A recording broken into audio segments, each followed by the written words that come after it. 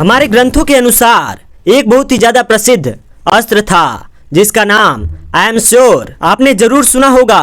यह था ब्रह्मास्त्र। ब्रह्मास्त्र कोई आम अस्त्र नहीं था, यह बहुत ज्यादा शक्तिशाली अस्त्र था, पर इसे बुलाने के लिए भी एक विशेष तरह के मंत्र और ज्ञान की आवश्यकता होती थी। ऐसा भी कहा जाता है कि ब्रह्मास्त्र को गायत्री मंत्र के एक विशेष उच्चारण से बुलाया जाता था। लेकिन सबसे रोचक बात तो यहाँ पर है, यह जो गायत्री मंत्र होता था इसे सामान्य रूप से उच्चारण नहीं करना होता था। यह मंत्र अनाहद नाद में उपयोग होता था, यानी कि ऐसी फ्रीक्वेंसी जो नॉर्मल इंसान सुन नहीं सकता। आम इंसान इस फ्रीक्वेंसी को नहीं सुन सकते। दोस्तों, इस प्रकार की जो फ्रीक्वेंसी या ध्वनि होती है इसे केवल साधक या फिर कोई विशेष मनुष्य ही सुन सकता है। और यही कारण है कि ब्रह्मास्त्र का ज्ञान सबको प्राप्त नहीं होता था। ब्रह्मास्त्र एक ऐसा अस्त्र था जिसे केवल वही व्यक्ति प्राप्त कर सकता था जिसके पास बहुत उच्च कोटि की मानसिक शक्ति हो। दोस्तों, महाभारत में अर्जुन ने गुरु द्रोणाचार्य से बहुत कुछ सीखा, अलग अलग अस्त्रों का ज्ञान प्राप्त किया, पर बहुत जल्द अर्जुन इस बात को समझ गए कि सबसे शक्तिशाली अस्त्र वही होते हैं जो दिव्य होते हैं, यानी कि वो अस्त्र जो देवताओं से प्राप्त होते हैं। इसलिए श्री कृष्ण के कहने के बाद अर्जुन महादेव की उपासना में लग गए ताकि उनसे दिव्य अस्त्र प्राप्त कर सके।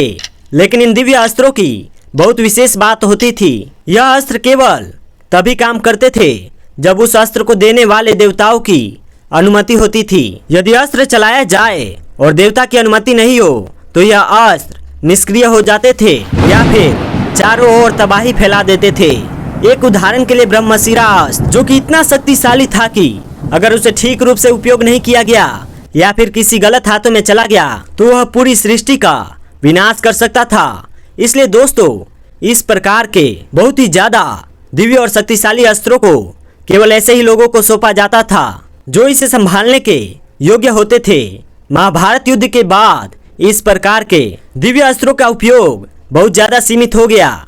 बहुत कम ही योद्धा ऐसे थे जो इस प्रकार के अस्त्रों का उपयोग जानते थे, जिसमें से लगभग सभी योद्धा महाभारत के युद्ध में मारे गए थे।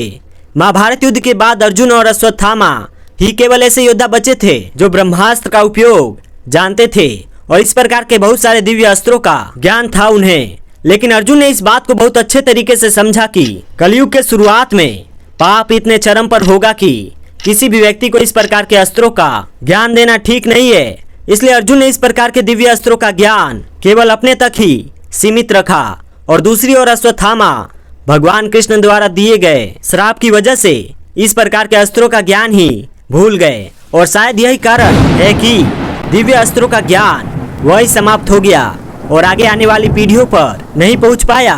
दोस्तों, हमारे ग्रंथों जैसे कि महाभारत और रामायण में बहुत सारी बातों को प्रतीकों के रूप में बताया गया है और जब हम इन ग्रंथों को बहुत ध्यान से पढ़ते हैं, बहुत ध्यान से इनका अध्ययन करते हैं तो हमें पता चलता है कि इन ग्रंथों में बहुत ही ज्यादा गहरा वैज्ञानिक और आध्यात्मिक ज्ञान छुपा हुआ है। आज हम जब परमाणु हथियारों की बात करते हैं तो हमें यह नहीं भूलना चाहिए कि हजारों वर्षों पहले हमारी सभ्यता के पास इससे भी ज्यादा विध्वंसकारी हथियार थे जो कि हमारे पूर्वजों ने वहीं समाप्त कर दिए। उन्होंने इस बात को ठीक नहीं समझा कि इस प्रकार के विध्वंसकारी हथियारों का उपयोग आने वाली पीढ़ियों तक पहुंचे और इसलिए शायद जब परमाणु बमों का आविष्कार भी हुआ तो उसके आविष्कारक ने यह बात को माना कि उसने एक ऐसा अस्त्र बना दिया है, एक ऐसा हथियार बना दिया है जो पूरी मानवता के लिए हानिकारक है, जो पूरी मानवता को ही मिटा कर रख देगा।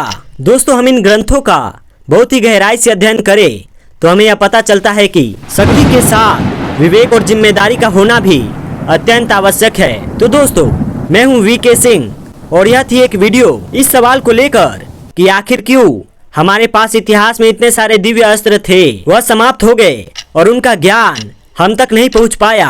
अभी तक जिन्होंने हमारे चैनल को सब्सक्राइब नहीं किया है वो सब्सक्राइब कर ले ऐसे ही इंटरेस्टिंग वीडियो के लिए। जय हिंद, जय भारत।